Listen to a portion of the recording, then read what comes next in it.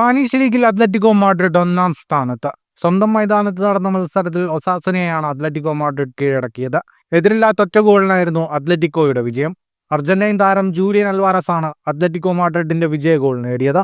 ആദ്യ പകുതിയിൽ പരിമിതമായ അവസരങ്ങൾ മാത്രമാണ് മത്സരത്തിൽ കാണാനായത്. അൽവാരസിനെ 2 തവണ ഒസാസുന കീപ്പർ തടഞ്ഞു. ഒസാസുന കാര്യമായ ഭീഷണി ഉയർത്തിയുമില്ല.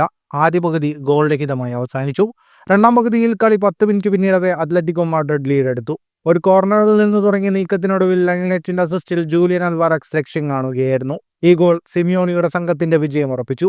മത്സരത്തിലെ കണക്കുകളിലേക്ക് വന്നാൽ 51% ബോൾ പൊസിഷൻ അത്ലറ്റിക്കോ മാഡ്രിഡ് ആയിരുന്നു. 9 ഷോട്ടുകൾ അത്ലറ്റിക്കോ മാഡ്രിഡ് തൊടുത്തപ്പോൾ 5 എണ്ണം ഷോട്ട് ഓൺ ടാർഗറ്റ്. 555 പാസുകൾ 85% കൃത്യതയോടെ അത്ലറ്റിക്കോ മാഡ്രിഡ് പൂർത്തിയാക്കി. 6 ഷോട്ടുകൾ തൊടുത്ത ഒസാസുനയുടെ ഒറ്റ ഷോട്ട് മാത്രമാണ് ഓൺ ടാർഗറ്റിലുണ്ടായിരുന്നത്.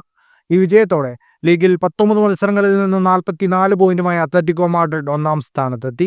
19 മത്സരങ്ങളിൽ നിന്ന് 43 പോയിന്റുള്ള റയൽ മാഡ്രിഡ് ആണ് രണ്ടാം സ്ഥാനത്ത്. ഫുട്ബോൾ ലോകത്തെ കൂടുതൽ വാർത്തകൾക്കും വിശേഷങ്ങൾക്കുമായി സ്പോർട്സ് കഫേ സബ്സ്ക്രൈബ് ചെയ്യുക.